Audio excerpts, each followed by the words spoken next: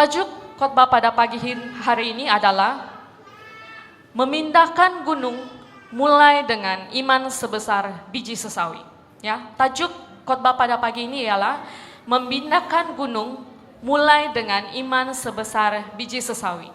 The journey of moving mountains begin with mustard seeds faith.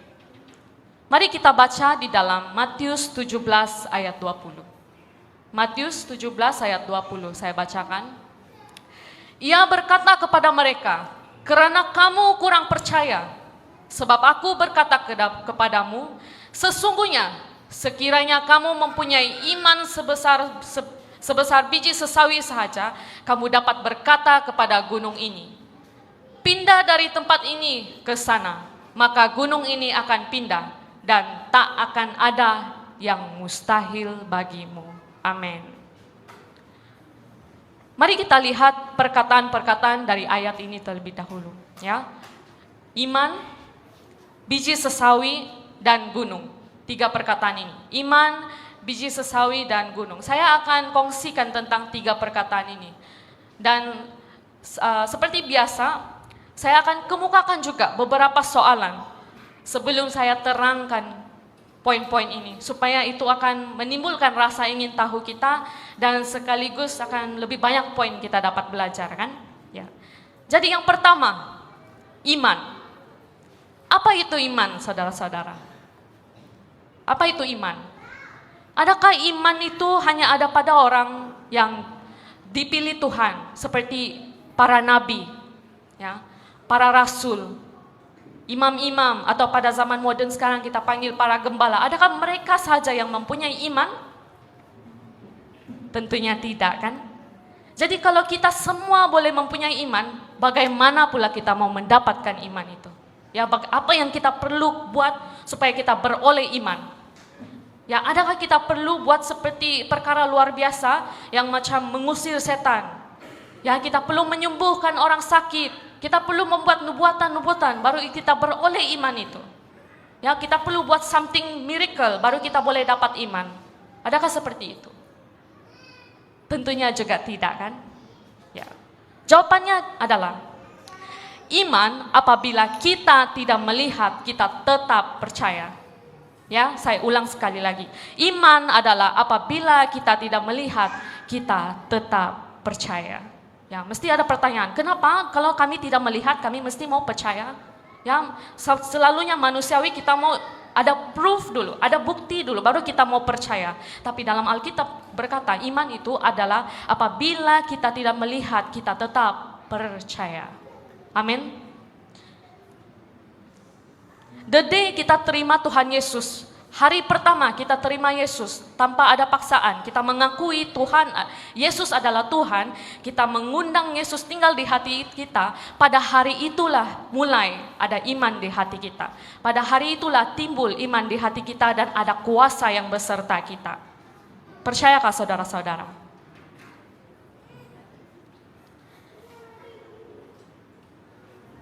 Mari kita baca di dalam Ibrani 11 ayat 1. Ibrani 11 ayat 1 ini adalah buktinya. Saya bacakan. Iman adalah dasar dari segala sesuatu yang kita harapkan dan bukti dari segala sesuatu yang kita tidak lihat. Ya, seperti saya cakap tadi. Iman adalah apabila kita tidak melihat, kita tetap pilih untuk percaya. Nah, saya beri satu ilustrasi di sini. Ya.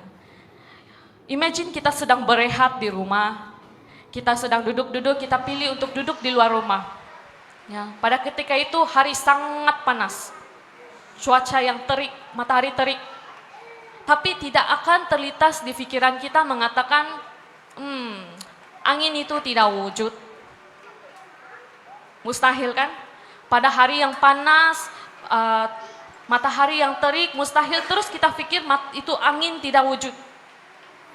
Disebabkan hari yang panas, mustahil kita katakan angin itu tidak pernah wujud. Pastinya kita masih rasakan angin itu wujud walaupun hari itu panas, kan? Begitu juga dengan iman kita. Jangan disebabkan masalah yang terjadi dalam kehidupan kita, 1-2 hal yang terjadi dalam kehidupan kita, kita terus mengatakan Tuhan Yesus itu tidak ada. Jangan katakan terus Tuhan Yesus itu tidak menolong saya, tidak membantu saya disebabkan masalah-masalah yang kita alami.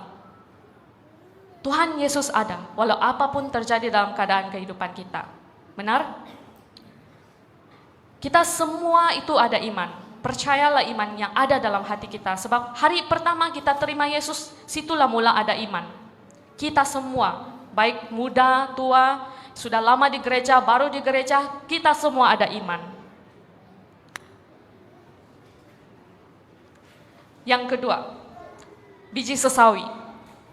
Apa maksud Tuhan biji sesawi di dalam Alkitab yang kita baca tadi, yaitu Matius 17 ayat 20. Apa maksud Tuhan biji sesawi ini? Ya. Biji sesawi ini melambangkan iman kita. Size biji sesawi ini dia sekecil begini sahaja, tapi apabila ditanam, dia boleh bertumbuh menjadi pohon yang besar, membuahkan hasil. Jadi mulai dengan biji sesawi.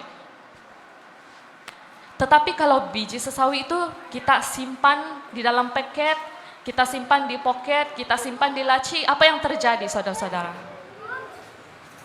Tidak ada pertumbuhan berlaku.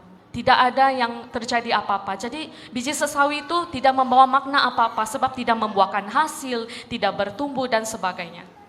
Jadi maksud Tuhan di sini, sebagai orang Kristen kita sudah mempunyai iman. Pada hari pertama kita terima Yesus sebagai Tuhan dan Juru Selamat, kita perlu memelihara iman kita.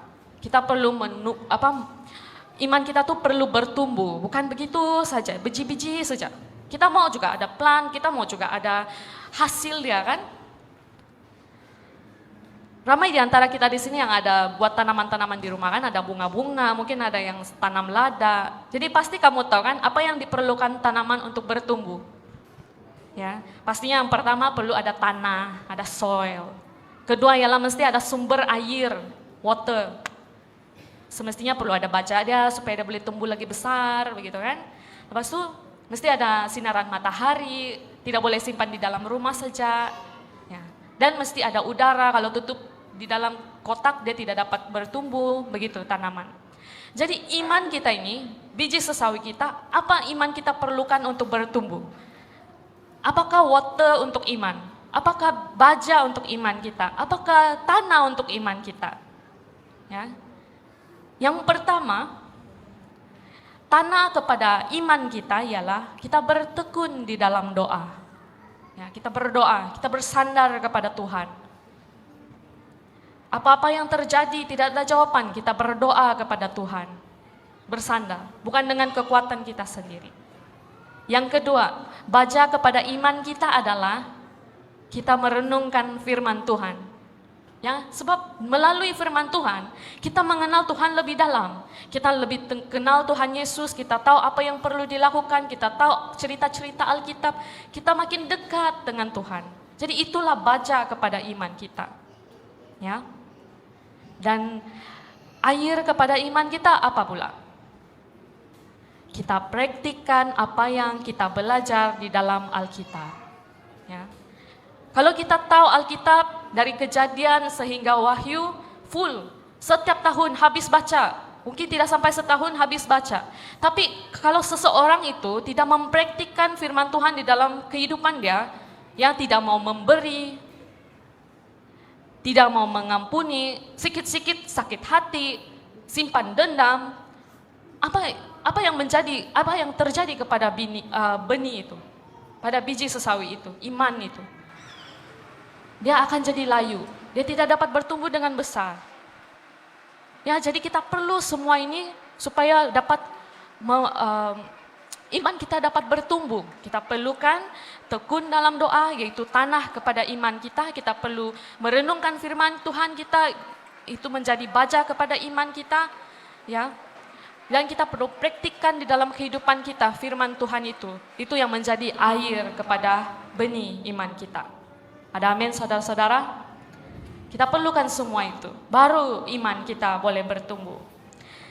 Di dalam ayat firman Tuhan ini, yang Matius 17 ayat 20, dia punya tajuk kecil itu, di situ menceritakan tentang Yesus menyembuhkan seorang anak kecil yang berpenyakit ayan. Jadi bila saya cek online apa itu maksud dia ayan, ayan itu bermaksudnya Sawan, ya. Bila sawan ini akan terjadi apabila seseorang itu dia sakit demam, terlalu panas, terlalu teruk, dan men-triggerlah menjadi sawan. Tapi special case untuk anak kecil ini, dia sakit sawan bukan sebab demam biasa-biasa, tetapi sebab sedang dirasuk setan. Ya. Jadi bapak kepada anak ini sangat buntu, ya, anaknya sakit, sawan sudah lama. Dan begitulah hati seorang bapak kan, apabila nampak anak kamu sedang sakit, pastinya kamu terus mau cari klinik, mau cari hospital, hantar anak pergi sana untuk mendapatkan obat supaya anak kamu sembuh. Itu hati seorang bapak kan.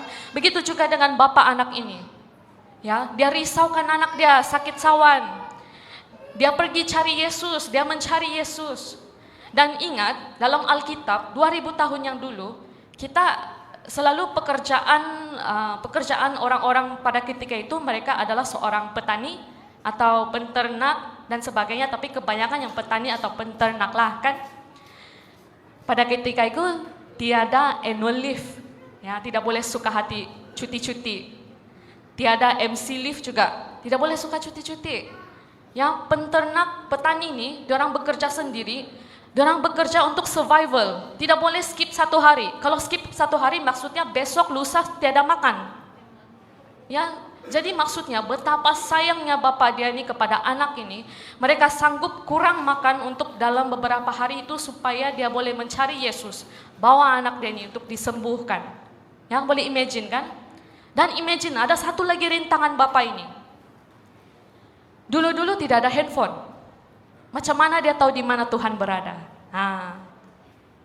Macam mana dia mau minta Yesus send location? Yesus, bolehkah send location? Saya tidak tahu Yesus di mana. Atau Petrus, saya mau cari Yesus sekarang. Boleh kasih tahu kamu di mana sekarang? Tidak telepon. Dorang tidak profile picture Yesus pun. Dorang tidak tahu macam mana rupa Yesus. Macam mana? Jadi saya imagine semasa saya baca firman ini, ayat ini, saya imagine lah. Kalau orang ini dia miskin, mungkin dia terpaksa angkat anak dia yang sawan ini berjalan di kota-kota, ya. Mungkin dia bertanya-tanya kepada penduduk di situ, kamu ada nampak Yesus kah?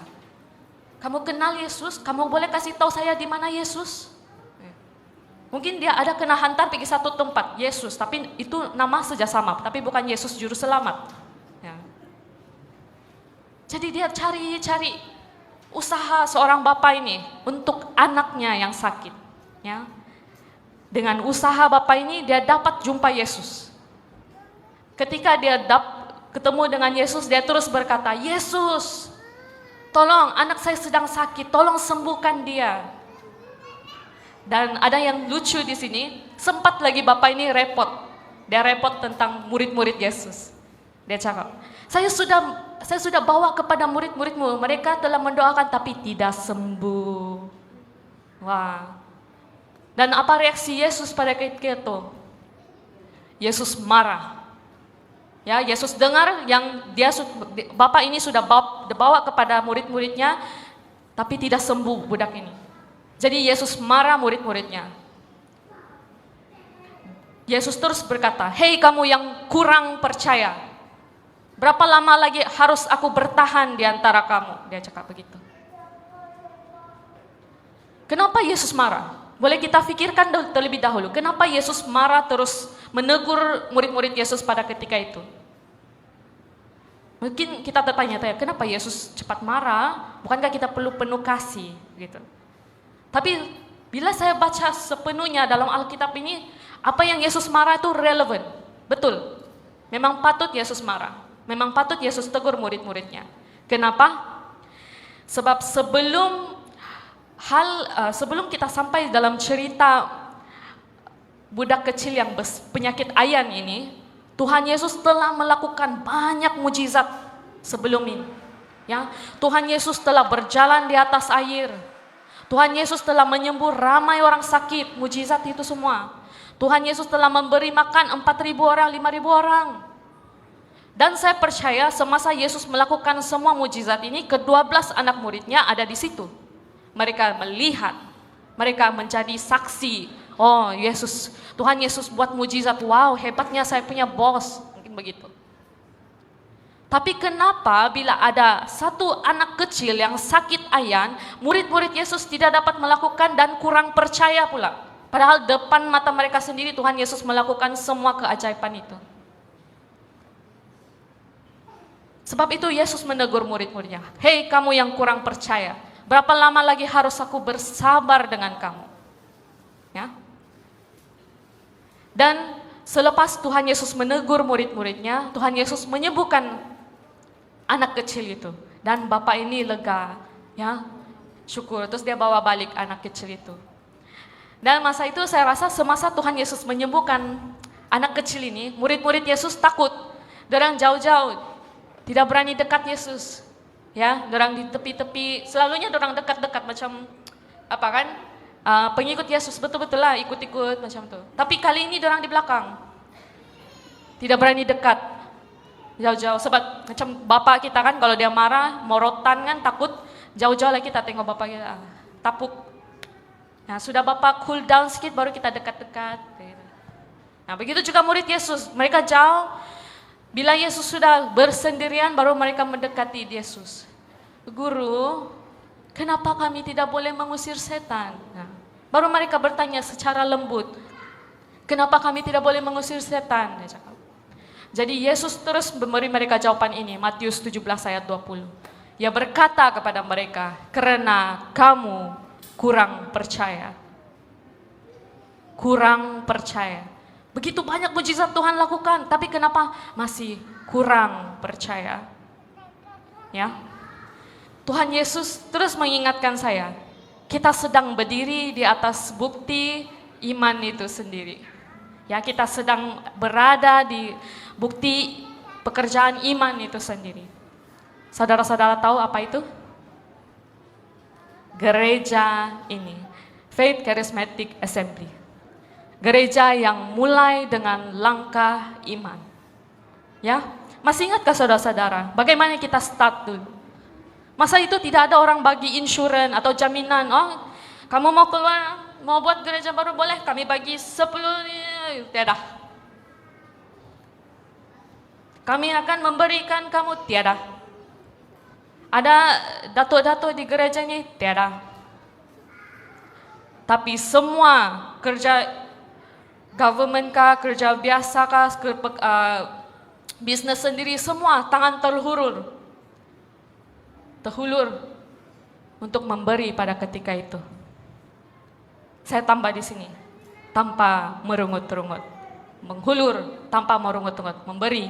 Sebab dengan iman kamu percaya, kamu tidak tahu cukup atau tidak yang kamu berikan. Kamu masih ada kekurangan masing-masing, kamu masih ada keperluan masing-masing, tapi kamu punya tangan terhulur untuk memberi itu kepada Tuhan. Sebab kita punya visi ialah untuk Tuhan.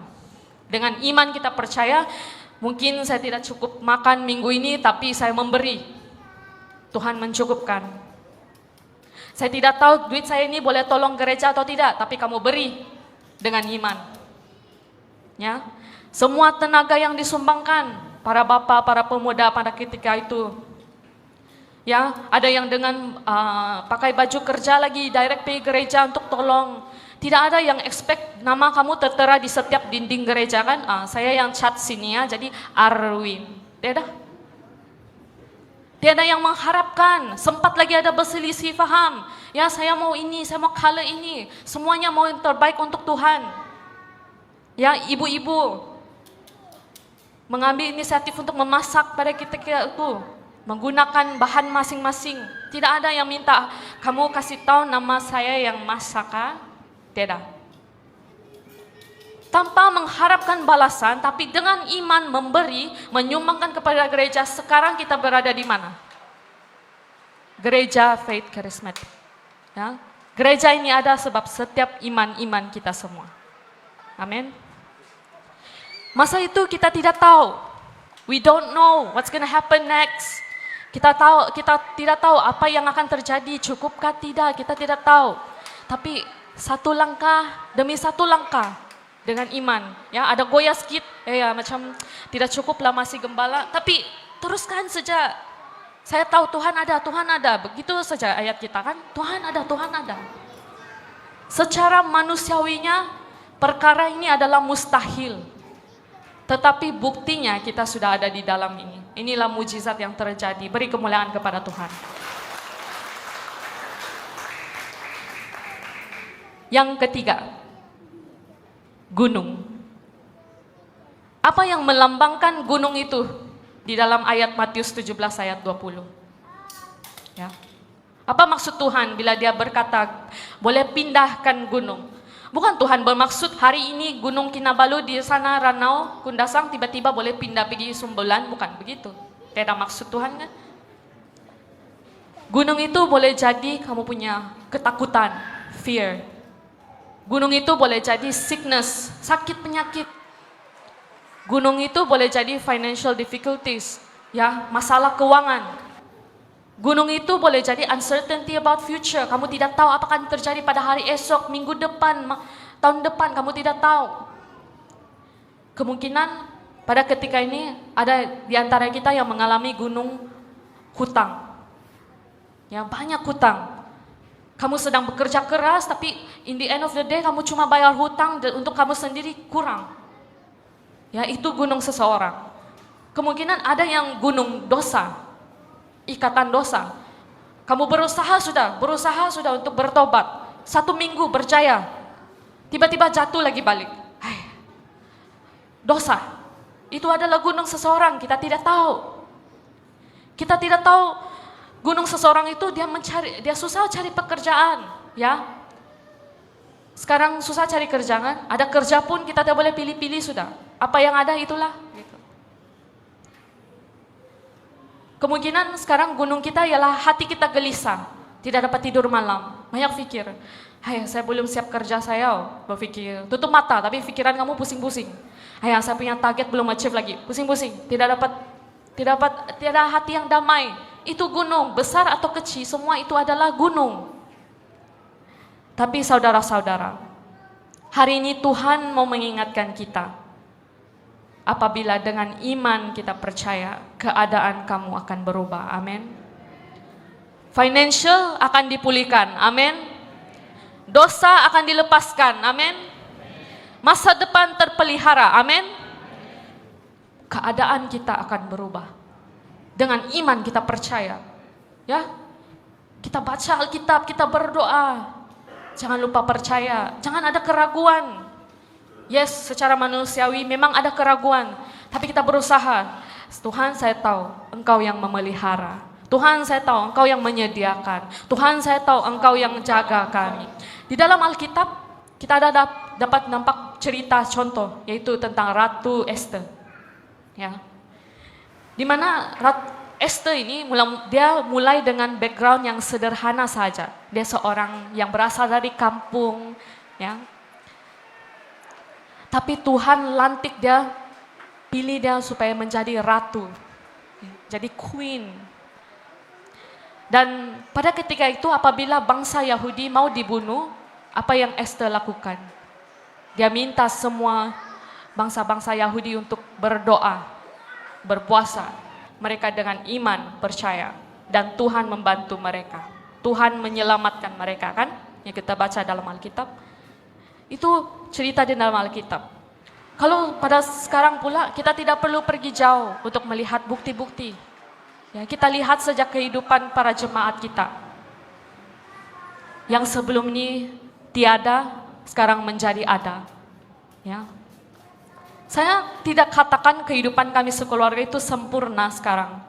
Tapi apa yang saya boleh katakan di sini, kalau dibandingkan 5 tahun lepas, 10 tahun lepas, kehidupan kami sangat jauh lebih bagus. Ya, sederhana tapi luar biasa pekerjaan Tuhan dalam kehidupan kami. Mari kita jangan overlook kebaikan Tuhan. Jangan expect kamu punya kehidupan tiba-tiba jadi dato-dato gitu. Bersyukur dulu apa yang kita ada. Perubahan kecil tuh mujizat juga. Ya, kamu dapat tidur di atas tilam pada hari ini, mujizat juga. Mujizat Tuhan. Banyak orang yang lagi susah di luar sana, tapi Tuhan memelihara kita. Banyak perkara yang kita tidak tahu, rencana Tuhan tuh di luar dari akal budi kita. Kita datang pada Tuhan waktu kita sehat. Datang pada Tuhan waktu sakit. Datanglah pada Tuhan waktu bersukacita, dan datanglah pada Tuhan pada waktu hati kita hancur. Di sini saya ada satu kesaksian pribadi mengenai hati hancur. Pada ketika itu saya sepatutnya melayani.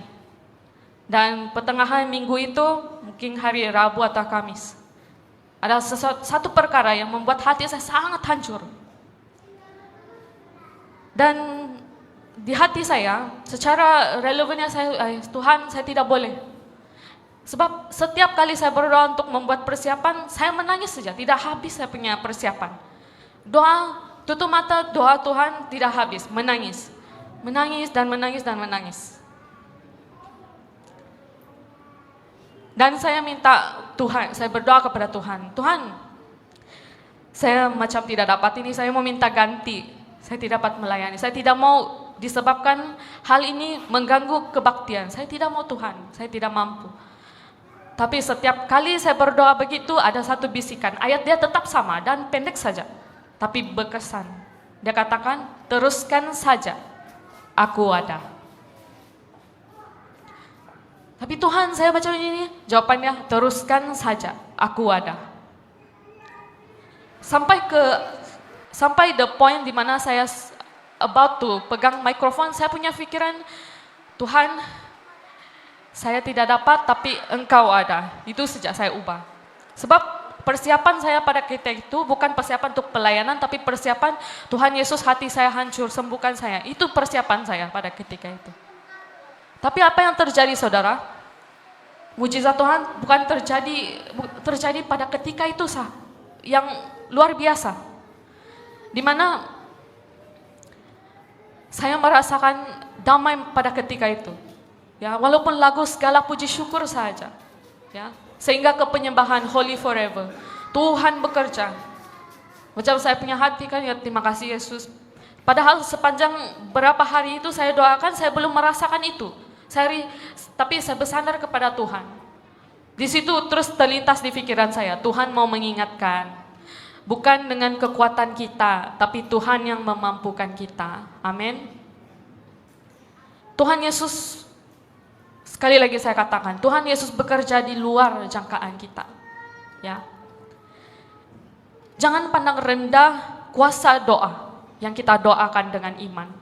Itu small act of obedience. Ya, hati yang taat, ya rendah hati memandangi salib Yesus.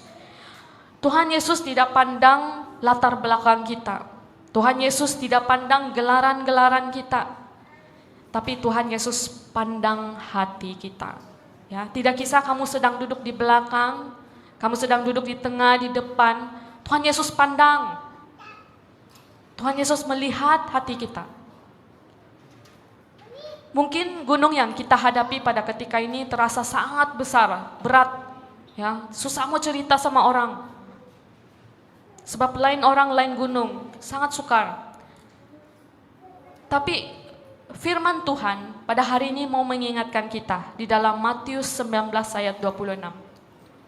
Ya, Matius 19 ayat 26. Di situ berkata, Yesus memandang mereka dan berkata, bagi manusia hal ini tidak mungkin, tetapi bagi Allah segala sesuatu mungkin. Mari kita beri kemuliaan bagi Tuhan. Bagi manusia itu mustahil, tapi bagi Allah tidak ada yang mustahil. Jangan limitkan kuasa Tuhan, jangan hadkan kuasa Tuhan. Kuasa Tuhan itu luar biasa, jangan kamu kecilkan kuasa Tuhan. Ya, mindset kita ubah. Tuhan itu terlebih kuat, Tuhan itu terlebih besar. Ya. Saya tutup ini dengan satu lagi ayat. 2 Korintus 5 ayat 7. 2 Korintus 5 ayat 7 saya bacakan. Kita baca bersama-sama. Mari kita baca bersama-sama. 1, 2, 3. Sebab hidup kami ini adalah hidup karena percaya, bukan karena melihat. Amin. Seperti saya katakan tadi, iman itu bukan karena melihat, tetapi hati kita yang percaya. Tuhan mengingatkan kita lagi. Tuhan mau kita bersungguh-sungguh pada Allah yang besar. Jangan pandang kecil iman kamu, tapi pandanglah Yesus yang besar. Amin. Terima kasih. Sampai di sini firman Tuhan.